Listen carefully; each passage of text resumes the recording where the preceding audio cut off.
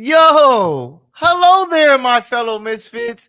I have to say, welcome to another episode of your favorite duo, the tag team duo when it comes to this sports media thing. I am Mykell Mathieu with my guy Elam, and we are the Misfits. Elam, what's up, Brody? Yo, what's up? What's up, world? You know who it is. It's your guy, E. Lamb. Welcome to the Misfits, where we encourage you not to fit in, but find a way to stand out. Yo, we have so much NBA talk. We're going to sprinkle in a little bit of WNBA and KTLA.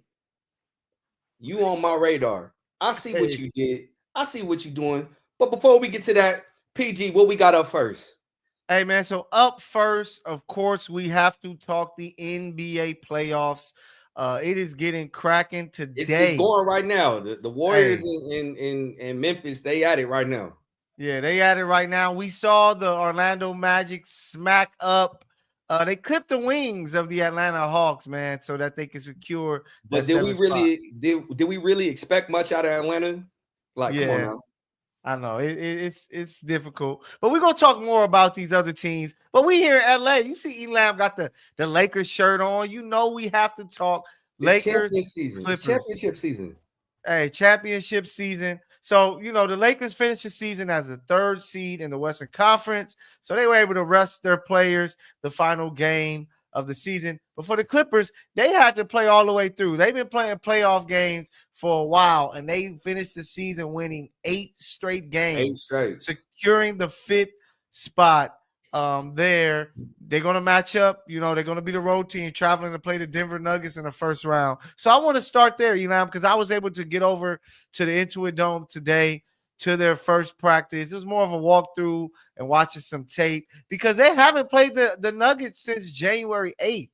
And both of those teams have dealt with big changes. The Nuggets has a brand new coach, that they're trying to figure out what the heck is going on there. Then you have the Clippers who were able to make some moves, bring in Bogdanovich, Ben Simmons, Kawhi Leonard. He didn't play in none of the matchups with the Denver Nuggets as they split 2-2 with the Nuggets winning the last two.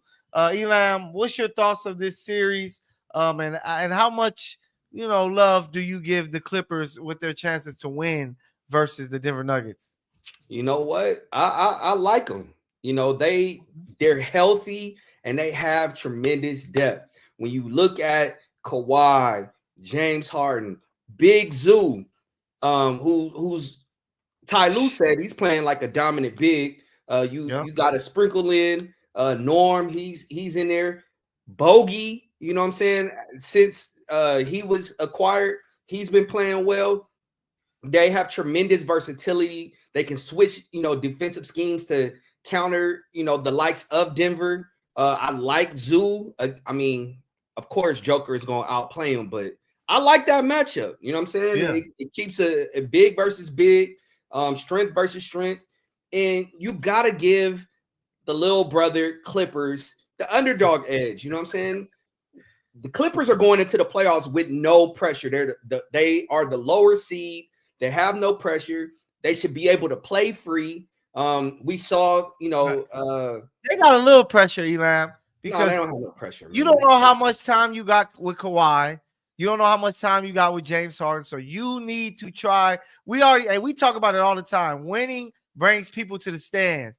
People weren't really coming up as much as you hoped. So if they can go and win, it helps. If they lose, they don't have the pressure. They don't have the pressure that the Lakers have. The Lakers, it's ring or bust for them. Yeah, Clippers don't have no ring. So if they could just make a Western Conference Finals appearance, the 10 Clipper fans in the city, they'll be excited. 15, man, 15. Oh, 50. Oh, so they're growing the fan base. All right, growing. So when you look at that, they're trying to usurp the kings of the city, the Lake Show. It's a new arena. It's a new era. The Intuit Dome was built in 2024, and it symbolizes fresh beginnings. They're beating the Lakers, in terms of rebranding. Everywhere you look, where there's a new court being built in the city, it's got Clipper backboards, a Clipper center court.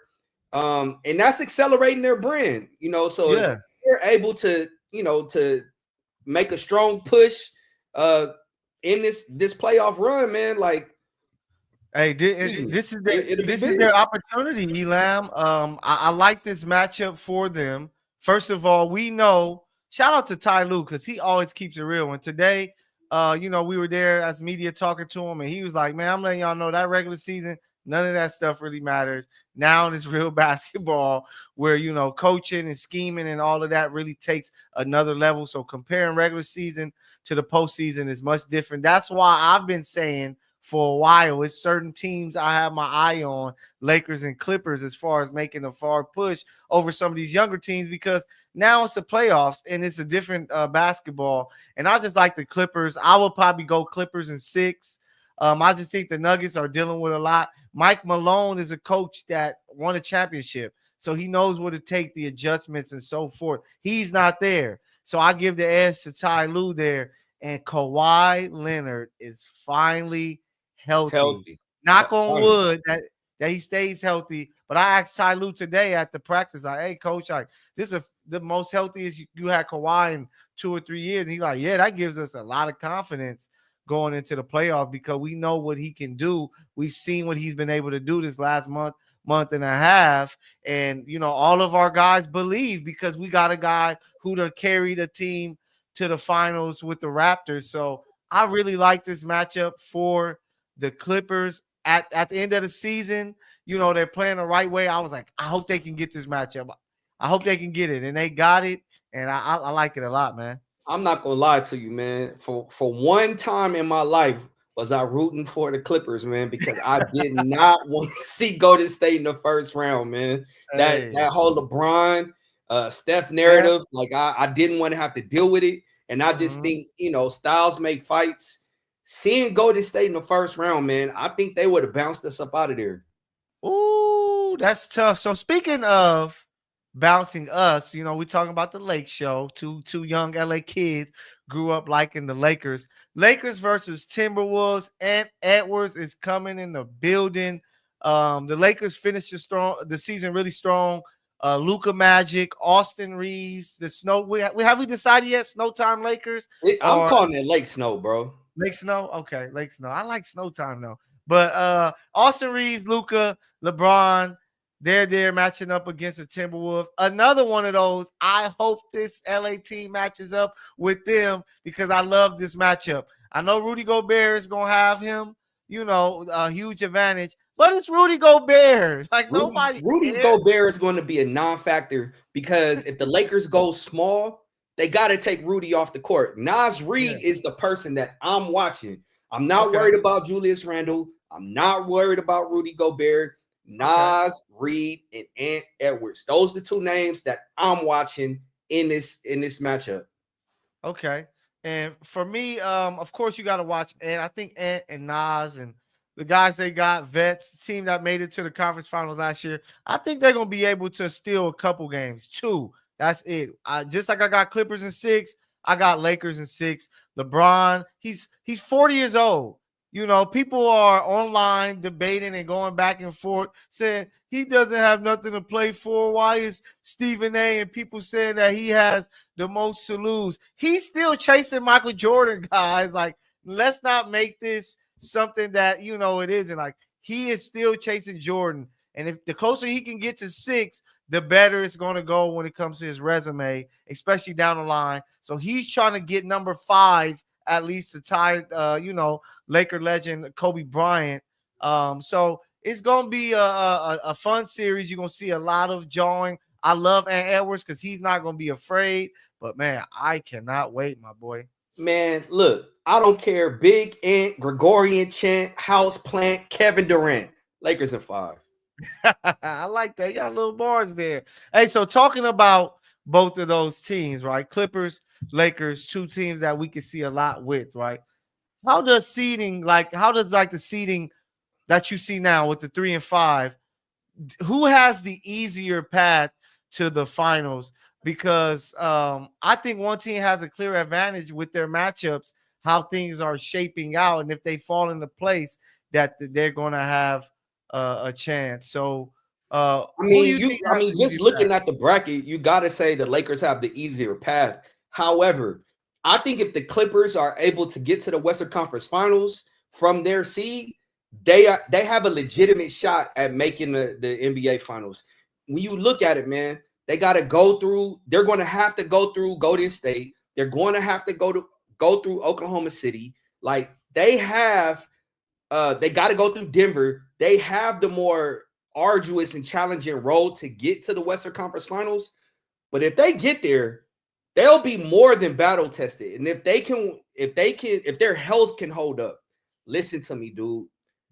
It might be the year that the Clippers win one, but that's not what you asked. The Lakers have the easier path. Okay. Right? The Lakers have the easier path. Yeah. I anticipate Golden State knocking off Houston, which are actually we would have Houston. I mean, we would have Golden State in that second round, I think. It'll be second round. Yeah. So you think they just don't mollywop Houston like that? Yeah. Okay. I do. I don't think it's gonna be close. Houston plays great defense, but they can't score. Okay. Hey, it's with Golden State, right they have three people that they could, three elite defenders in Draymond, Jimmy, and they could throw what's my tall guy? I can't even think of his name right now. But they got three elite defenders. Okay. Yeah, I'm with you on that one. I think that for the Clippers to make it, is looking like they're gonna have to go through Denver, of course, but then it's gonna be Oklahoma City. Then you possibly got to face the Lakers or whoever get there. To with Lakers, man, they set themselves up well, because if you can get through the Timberwolves, which they're should be heavily favored against, then somehow if the Rockets hold serve, now you got to beat a young Rockets team, and then you get the Thunder or a Clippers team if they can get hot and make something happen. So I'm with you on that. I think the Lakers, the seeding, everything fell in place for them perfectly. Avoiding Golden State was huge for them. But when we think about these two teams, right, you have the Lakers, right, with the huge legacy, so many titles and banners up there. Then you have the Clippers, who have the recent success. In the past 10 years, I'm pretty sure they have a better, win-loss record than the Lakers. Who do you think have the mental edge going into the playoffs for these two teams representing LA? Man, this gonna sound a little crazy, but I'm gonna have to say the Clippers, man. And the reason being, I think coaching matters, man. Ty Lue is one of the top 3 coaches in the NBA today. Listen, when Ty Lue's on your bench, you got Kawhi, you got James Harden, you got Zoo, you have a roster, 8 dudes, 9 dudes who have bought into the defensive schemes. They got Jeff Van Gundy. The last game that I was talking to, I asked Coach Lue, how does he invest? How does he mentor his coaching staff? And he was like, I don't have to do much. You got Larry Drew, Jeff Van Gundy, you got Ty Lue. You have some great basketball minds sitting right there on the bench. Now, granted, you got Scott Brooks, you got JJ Redick, who I think should be in the Coach of the Year conversation. You got Luka and LeBron. But is that enough? Luka has already shown a tendency, a propensity of losing his cool, of chirping at the refs, of getting texts in inopportune times. Can he control his emotions? I love the way Luka plays. He plays with unbridled emotion. I wish more players played like that. He's just got to learn how to temper it at certain times. LeBron, the twilight is approaching. Father Time is starting to catch up. Can Austin Reeves hop up and take the mantle of the number 2 scoring option? Will Dalton connect? Can he be consistent coming off the bench? Gabe Vincent. Who else is coming off the bench? Jordan Goodwin. You know what I'm saying? So it's a lot of people that gotta be consistent. I can't believe you, Eric. The mental edge is with the Los Angeles Lakers. They have LeBron James on their team. That guy has played in so many. He's played the most minutes ever in the history of basketball. That You have a has not guy, always equated to winning. Just but you because you have a play guy more like don't Luka. mean that you're gonna win. Luka just made it to the finals with Did that he team. win? Did he win? Hey, he made it to the finals, and Did that's he the win? first step that you have to take. And I think that the Lakers know that, hey, we have these two guys. When they are going, they can be the two best players in the entire playoffs, right? And you have Austin Reeves playing really good basketball. The defense is doing what it's doing as of late. And then we just talked about it. They have the easier path. They're like, hey, we might not have to see a veteran laden team that's been here until the Western Conference Finals. So right now we're like, hey, we got this Timberwolves team that ain't the same from last year's. No cat there. We should take advantage of them. We might see the Rockets if they can do their thing and protect their home court to where, hey, we feel confident about what we are doing, where we are, and we have Luka Doncic, who arguably could be named the best player in the Western Conference. Then you still got LeBron, who has been doing less, who may say, hey, I got all this extra energy now where I'm about to go crazy. But didn't he just retweak his groin muscle? Didn't he just retweak it? He get a week off. You know what he about to do? Stop playing. You know what he about to do. Hey, listen. All I'm saying is LeBron isn't going into the playoffs 100%. Luka still isn't 100%. We're going in not necessarily banged up, but we're not going in 90%. Nobody is entering into the playoffs 100% at this juncture. Yeah. But like you said, they have LeBron, but if LeBron is not himself, right? If he's not attracting the same level of if he doesn't have the same gravity, who else is going to step up? I hate to say this, E, because I was on Stephen A.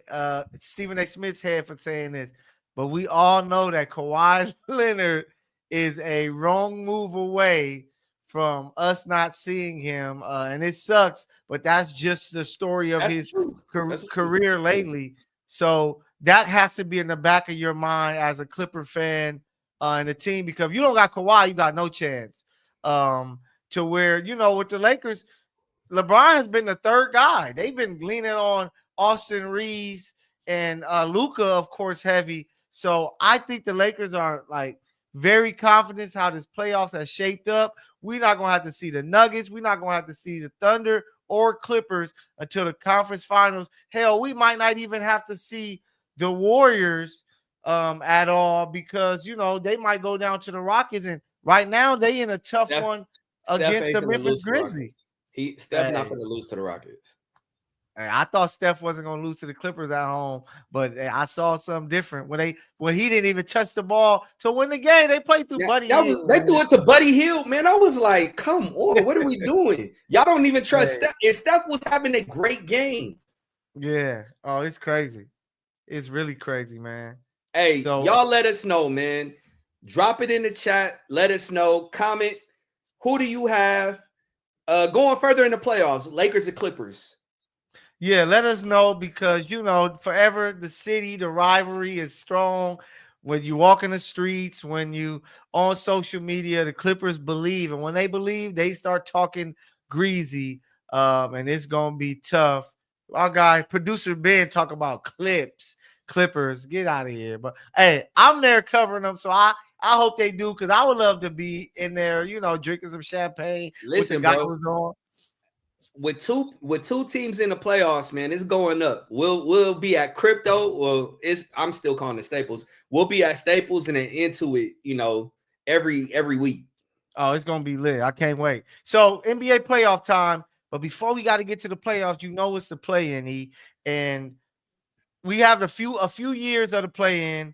Tonight we talked about it earlier. Orlando, they knocked off the Hawks, clipped the Hawks. Right now, the Memphis Grizzlies and the Warriors are in a tight one.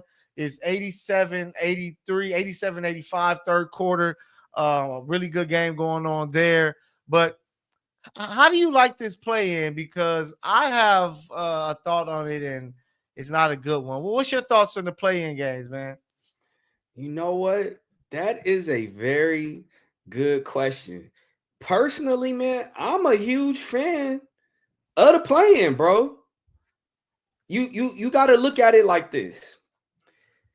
We've always talked about fans want more pressure. We want more drama. We want more passion in the game. What do you get in the play-in? You get all of that.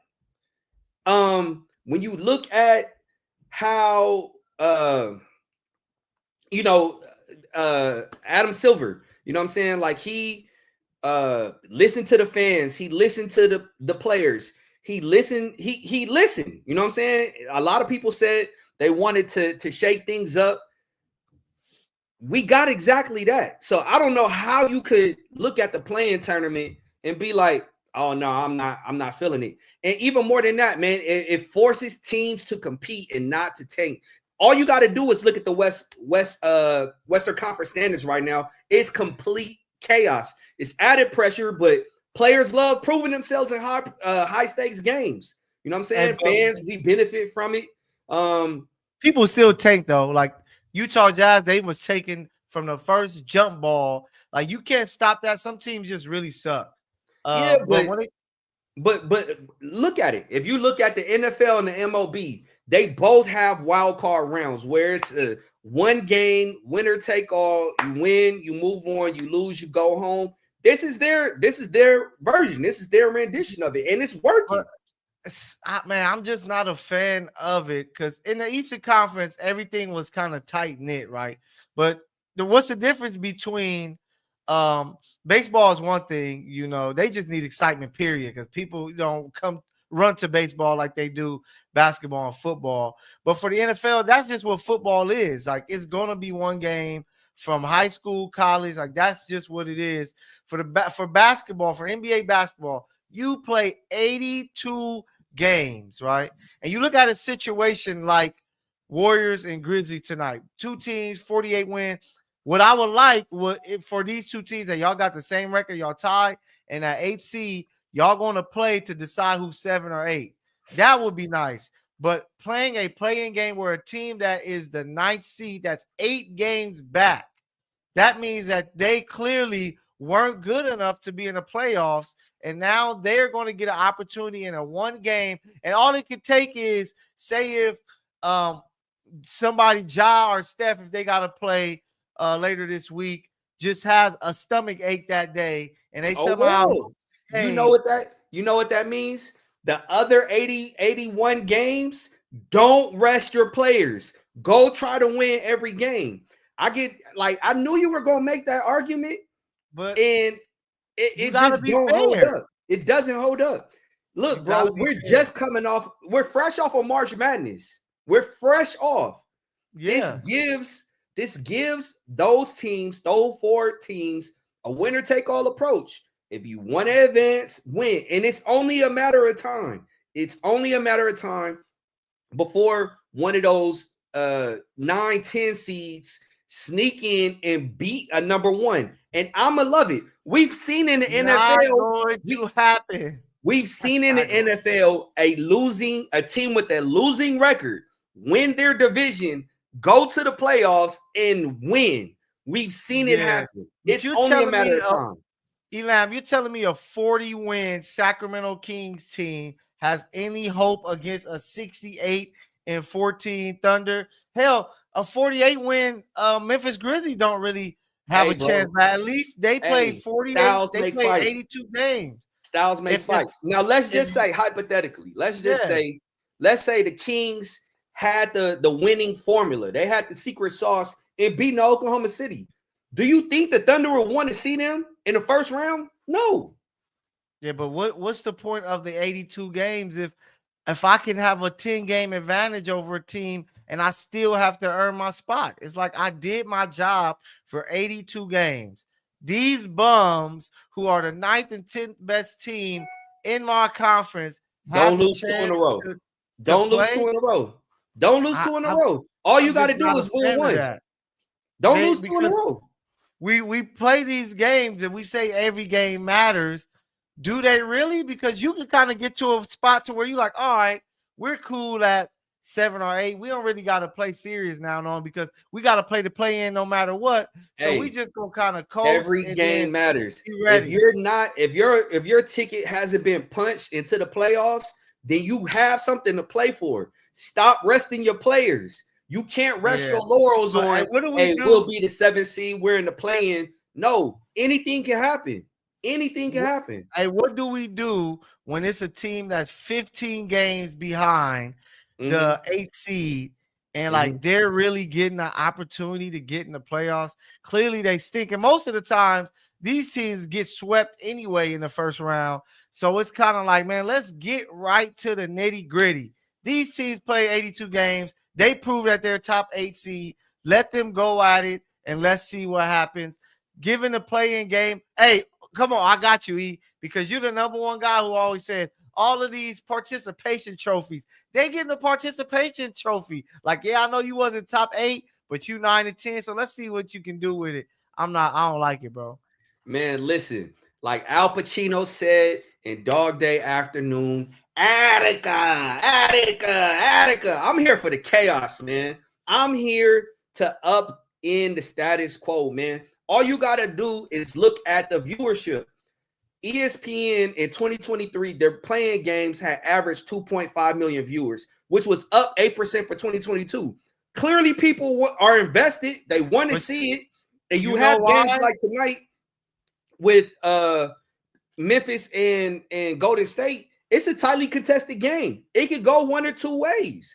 Yeah, but everybody's invested, man. Elam, things are going to change. The last few, I'm happy you brought those numbers up because the last few years, who's been playing in those games? LeBron James, Steph Curry. That's what happened. It's happening tonight, Steph. But when it's not Steph or LeBron, you know, that's a whole different. That's a whole different question. Do we have enough superstars to carry the league after they leave? But we'll see. We'll see. Yeah, we'll see. But I'm happy that you brought that up with the NBA playoffs here. Before we dive into some of the series, because it's not fully set as of yet. We still don't know who's going to be in each spot because of the play-in. With the league, right? With the league today, stars. It's all about star power. Do you think we have enough star power in this league today for them to carry the torch? Because LeBron is 40 years old. Steph is older. James Harden is older. KD older, didn't even make the playoffs. Kawhi Leonard older. All of these big name guys are getting older. Who is going to carry the torch of the NBA? Does the league have enough must-see players? Because everybody's trying to figure out who's next. Who are the guys that people are running to their TV to go and watch? Listen, the NBA as we know it is a thing of the past. Are there enough stars? Yes. Will they be American? No. You look at Shea, you look at Luka, you look at Giannis, you look at Joker. You have a bevy of stars that are, you look at Wemby, you have a bevy of stars that are able to carry the league forward. It's an international game. It's only a matter of time before we have another Chinese player or somebody from Australia or somebody from Africa. That's what I'm really looking to come in and really shake things up. Outside of Ant, maybe Cooper Flag, what American-born player is there that really is must-see TV? I can't think of none. You can say Jason Tatum, you can say Jaylen Brown, but we both know how these narratives work, man. They don't, especially Jaylen Brown. I'll rock with the dude the long way. I'm 10 toes down for JB. The media, by and large, creates narratives and create this mythos behind players that elicit attention, that draw attention, that draw eyes. If the media isn't behind you and they're not like pushing you, pushing your story, pushing your feats, then no, nobody's going to want to watch you. There are no American-born players that the media is behind. I love Ja. I love everything that he's doing. You know what I'm saying? But he's vilified. He's a villain. Personally, I would tell him to lean into it. I think we need more villains in the league. But I think in terms of superstars, like the good guys, the white hats of the NBA, they're going to be all foreign-born players, and there are enough of them in the league to carry this league forward. So that's why I think there's a problem with the NBA, is because with those European players, a lot of them coming to the league, they have skill, they have game, they're really good players, but they're not must-see guys. Their style of play isn't spectacular. You know, that's why people love Ja. That's why Ja. Spectacular. Who? Shea. Even with Shea, I think that Shea has game, but it's not like an amazing watch. Like everybody, it ain't like when OKC had Russ running around and dunking and all that. Like you wanted to see that. The energy Nobody wants to see that. Nobody wants that. Everybody wants scoring. We want three balls. That's what we want. But you know how it's supposed to look. Like it has to look a certain way. People love Kobe because it was the way that he was doing the tough shot making, the swag, the handles, you know what I'm saying? Big Shaq, it was the way he was banging bodies and dunking on you. Tim Duncan was one of the best players of that era. Nobody wanted to watch that because it wasn't exciting, but I'm taking you to the 2000s because there were a lot of must-see guys. Even in 2010s, you had Steph, Russ, James Harden, step back. Nobody wants to see the antiquated way of playing, bro. Like nobody wants to see that. Nobody wants to see that.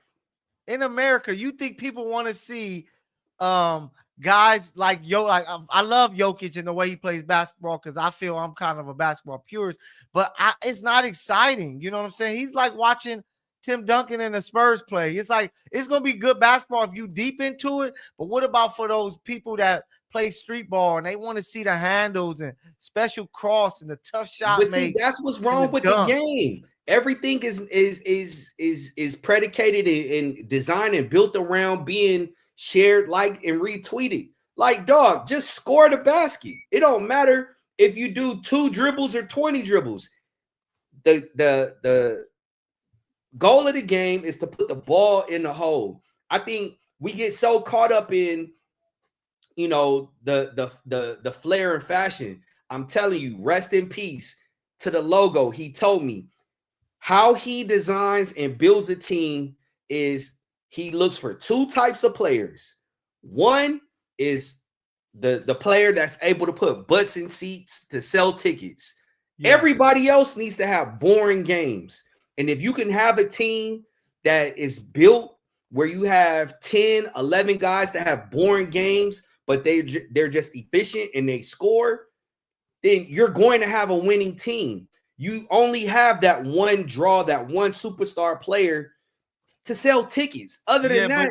But even then, the guys were like, even when you look at teams that weren't winning, like, hey, I can go watch T-Mac. You know what I'm saying? You were going to see exciting stuff. You know, I could go watch Vince Carter. You know, I could go see Jay Kidd throwing the no looks and pushing the fast break. Like, it was so many guys that can bring that excitement to you to go watch the game. I think that's the struggle with the league, why the numbers is dropping the way that they are, because some of the more exciting guys are older, so they aren't as exciting anymore. So now you're looking for the next batch, but they're really good basketball players, but they're not hoopers. You know what I'm saying? And hoopers are the ones that people want to run and go and see and go run to their TVs and say, hey, I know we're supposed to link up, bro, but I got to go run and see so-and-so play because he might make somebody fall. He might dunk on somebody. He might throw a no look.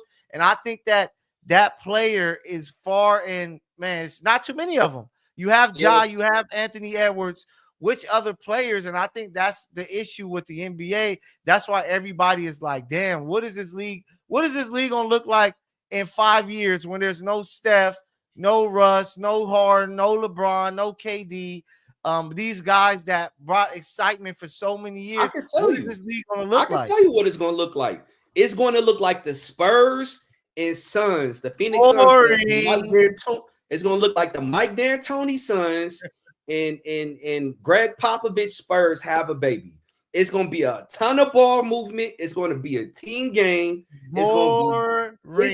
Listen, that's where the game is. That's where the game is going to go. They can't legislate you know, how teams are approaching the game out of the game. You can't say, And, hey, you can only shoot 33s a game. No, you're going to have teams like Boston who I guarantee you, Boston is going to have one game where half of their shots are 3-pointers. It's going to happen. Is that exciting basketball? Like, that's why I think It's when not a guy about like, exciting. We bro, gotta grow. We gotta learn to adapt. You sound like the boomer. I'm older than you. You see all this gray hair? I'm sitting up here defending where the game is going. You holding on to the past. Must-see players is what sell tickets. Good basketball looks cool, but people want to see must-see players. People want to see drama. Drama is what sells tickets. Narratives, bad blood. That's what we need. That's what we need.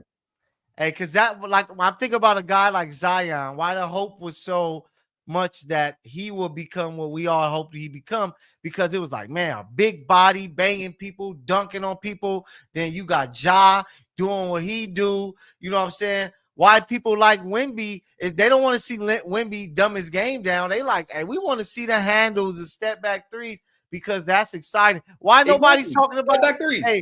Hey, why nobody's talking about the Boston Celtics? Because it's not the most fun basketball to watch. You know what I'm saying? They don't have that guy that's overly exciting to watch. SGA is a great basketball player, should be the MVP, but even his game is a lot of dribble, foul baiting, ball faking. It's like, where is that exciting player going to come from that the NBA can truly sell, that's going to have kids running to go get their shoes and say, oh, maybe I can cross over like this when I wear my AIs. Maybe I can jump like Bean because I got his shoes on. Maybe I can jump like LeBron and throw no looks. Right now, the league is missing those guys, and it's hurting, man. The league has a guy that's getting ready to go down as the greatest of all time after LeBron retires. Who is that? Listen to me, dude. If I told you right now that there was a player who had, I just want you to name the better player. This modern NBA is built around analytics, right? So if I told you one player had a PER, player efficiency rating of 28.51, and another player had a PER of 26.88, who would you say was better? Man, honestly, I wouldn't care, but I'd probably take the guy with the higher PER. Okay. If I told you one player he was the fastest to 10,000 points, 5,000 rebounds, 3,000 assists in NBA history, who would you say he was going down as one of the greatest players in the NBA history? Depending on how exciting he is to watch. You know who that player is? Who is that?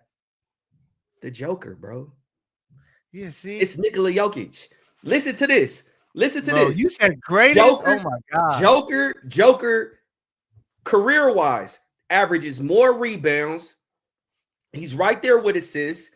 He has better field goal percentage, better three-point shooting, better true shooting. That's what the Church of Bron likes to put, hang their hat on. Nikola Jokic right now is a better basketball player than LeBron James was at this point in his career. LeBron didn't win a championship in his first 6 seasons. Joker got one. But you know the difference between these two guys? What? One guy you would pay to see because in his prime, he's jumping out of the building. He's moving at 6'8", like he's 6 feet. And the other guy is just boring to watch. And Joker think about it. I'm happy you watch. I'm happy you brought up that the all-time debate. I think the reason why Kareem gets so disrespected because yes, he has all the numbers, he has the accolades all the way.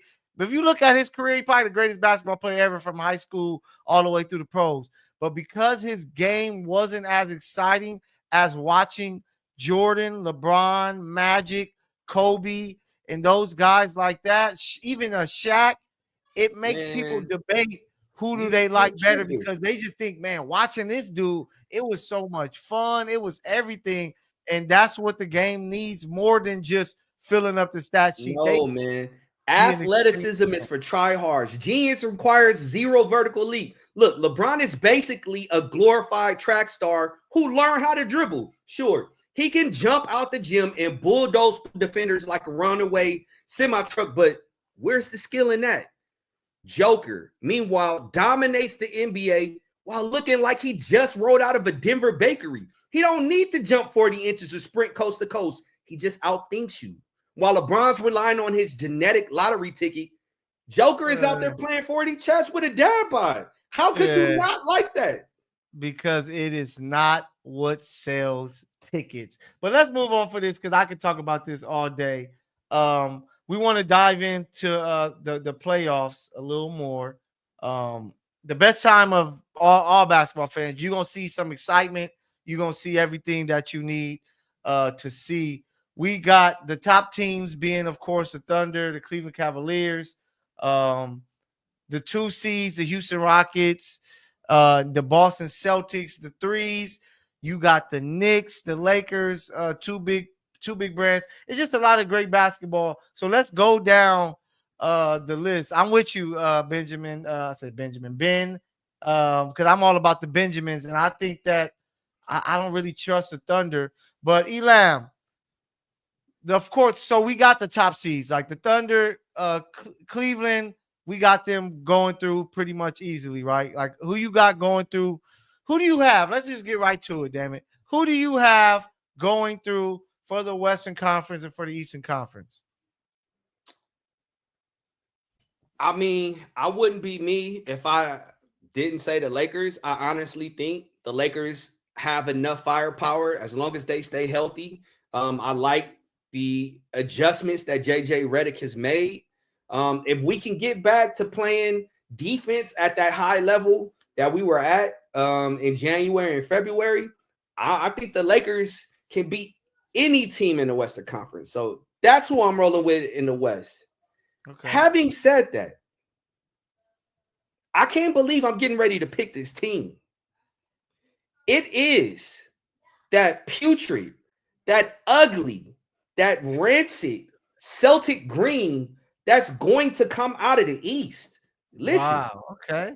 Jason Tatum, Jaylen Brown, they're entering their primes as NBA wings.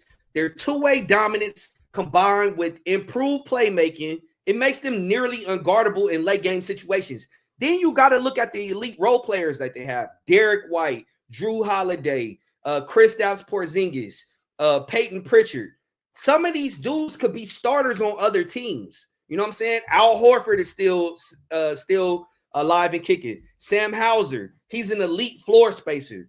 So there's no drop-off from 1 to 8 when the starters go out the game. I already brought up their three-point barrage, man. They led the NBA in three-point attempts and makes. You know what I'm saying? A season ago. So you know, like in a 7-game series, you got to defend the 3. If you don't, you're going to lose because they're going to get them up. And it's a 5-out system. You know what I'm saying? With Porzingis with Porzingis and Al Horford, everybody is capable of launching and making 3-point shots. And when you look at their crunch time execution, Boston ranked first in clutch time net rating. You know what I'm saying? Thanks to, Jason Tatum's ability to ISO and Drew Holiday's, veteran poise. So I like it. They can lock down everything on defense. They have switchable personnel. You look at all the defensive metrics. You look at Drew Holiday.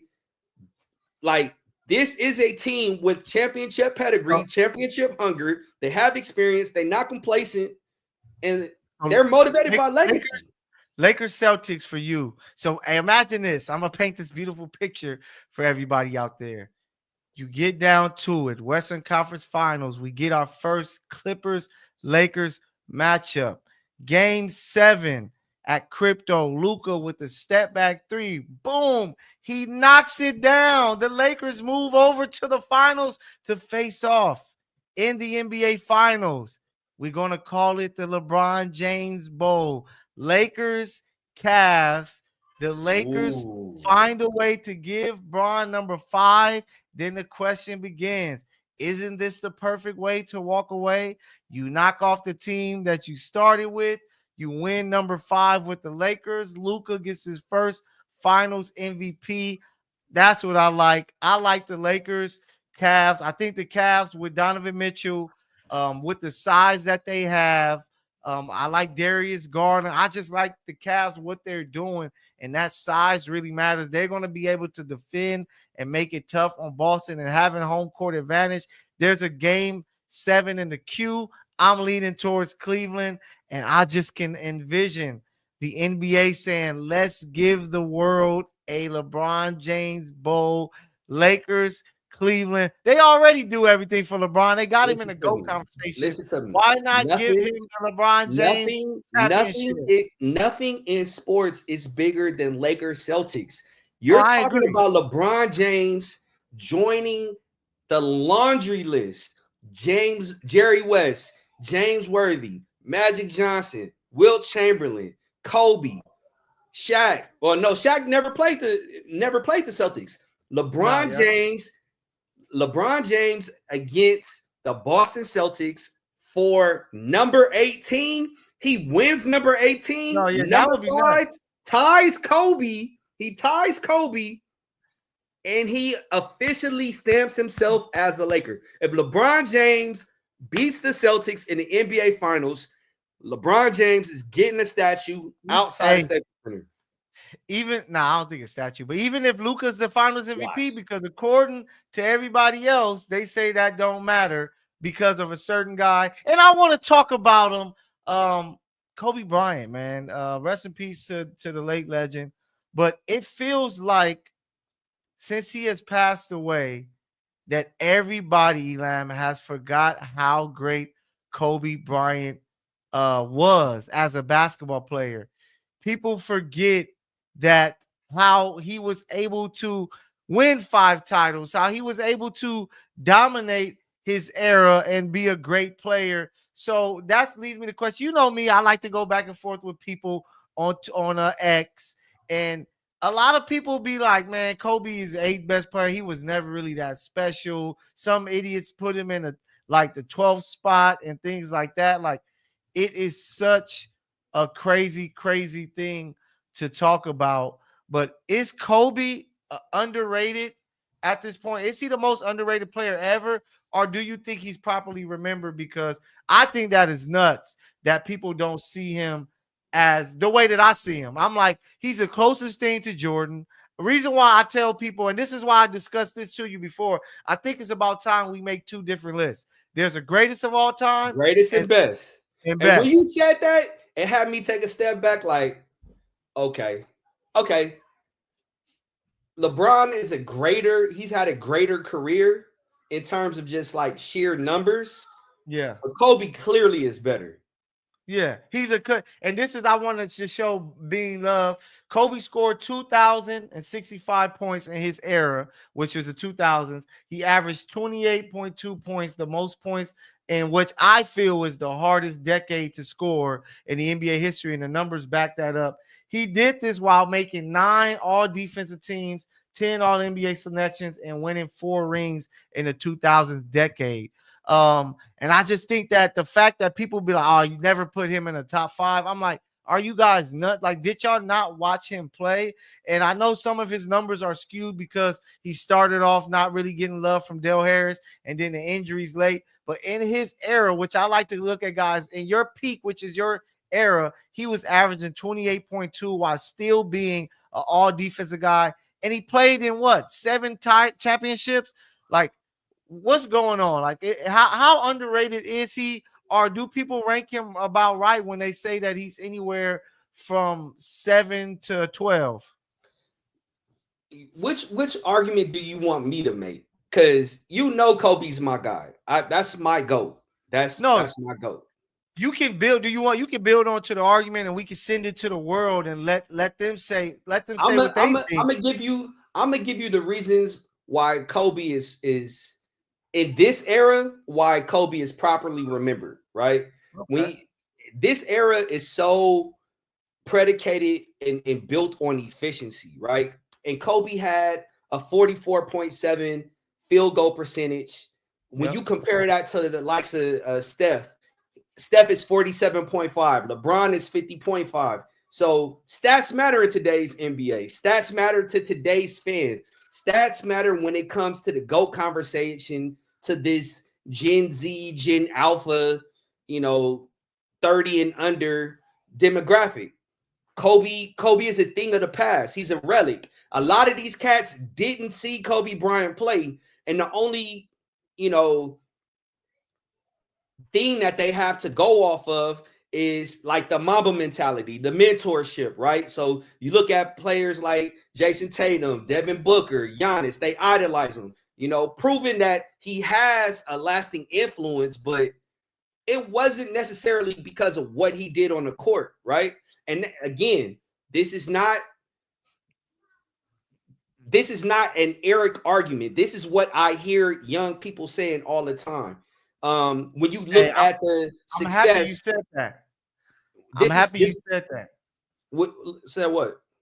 I'm happy you brought up like his percentage, because I love when these youngins bring that up, because that's why this whole discussion is always weird to me, because it's eras. With 5 out, it's easier for a guy like Steph to shoot that type of percentage, because there's nobody at the rim. So either they want to guard your 3 so much, it's going to give you easier layups, so where now your percentage go up. But would you call Ray Allen? Would you call Ray Allen inefficient? Okay, you got it. Would you call Ray Allen? Would you call Ray Allen an inefficient scorer? Not later in his career, no. When he became a catch and shoot 3-point specialist, no. Ray Allen never shot 50% in his career. He is a career 45.2% shooter. His best season was 49.1. Like you said, later in his career, the year that he won a championship, because that era was just so tough. Like defensively, it was tougher. You could still be a little more physical, even though they started to allow more offensively. It was still 2 bigs clogging the paint, so that it wasn't just, if I pump fake and get to the rim, I'm getting an easy layup like it is today. It was just a tougher game, to where LeBron, hell, even struggled early, to where he was shooting around 44 to 47%. And this guy is 6'8", like 240. So I just think that people get lazy when they have some of these debates, especially when it comes to Kobe, is because they want to go straight to his field goal percentage. Where I'm like, if you know basketball, the difference between 50% and 45%, if I shoot 9 for 20 and 10 for 20, it's a 1-shot difference for a guy who they claim was a shot chucker. That's why I'm like, y'all saying this guy was a shot chucker and he still shot 45%. Like, but it's not even that. I look at the distance from where the shots were taken. Most of LeBron's points come in at or around the rim. 3 feet. Yep. Yeah. But I think one of the things that really affects his legacy and the perception that he had is, like you mentioned, Kobe played an isolation heavy approach, and that drastically contrasts with today's ball movement. And you'll see that critics will say that it's less team friendly. You got to also factor in the controversies that Kobe had. When you juxtapose him to the likes of LeBron and Curry, who have relatively squeaky clean images. You know what I'm saying? Yep. You got to mention what happened in Colorado. You got to mention what happened with Shaq, and that feud. That's part of his narrative. You got to mention that it appeared that he quit on the Lakers, in a must-win game against Phoenix Suns. So there are a lot of things that don't necessarily. People don't even bring that up. That's what's crazy. Like, they just go to, he was a shot chucker, he shot this. But I just think that a lot of it is everybody, definitely nowadays, we in the stan culture. We see it with hip hop, with Drake and Kendrick. Like, that beef is getting out of hand, because people aren't going to ever just say, oh yeah, Kendrick got him, but Drake is the guy still. They're stans, and that's the stan culture. Like, my guy's LeBron, so I'm going to hate on Kobe just because my guy is Steph and I'm going to hate on him. But we can talk about this all night, E. But that's why y'all got to keep tuning in because we got more heat for you. It's going to be a lot that we discuss coming up in the this next episode this week because the playoffs are going to officially start. No more of this play-in mess. We got anniversaries we're going to be talking about. Speaking of Kendrick and Drake, you know, the 19th was when that push-ups got it all cracking. So we got a lot to talk about. KTLA, we ain't gonna miss that. We're gonna have to bring that up because it's a wild thing. But today we really wanted to talk hoops because it is NBA playoff time, and we're going to be at these playoff games for the Lakers and Clippers. Where make sure you follow us, Mykell, the PG, Elam, Squared. You have the Misfits. Make sure y'all tap into our page. We got a lot of great stuff coming for you. Final words before we get out of here, E. Hey, you know who it is? The hottest tag team tandem this side of the galaxy. Hey, thank you for tuning in, tapping in. Like, share, subscribe, comment below. Let us know what you want us to talk about. We are a show of the people, for the people, by the people. And you know the phrase, man. Whether Keyway, Damu, or Rue, we represent LA, and LA, we love you. Peace.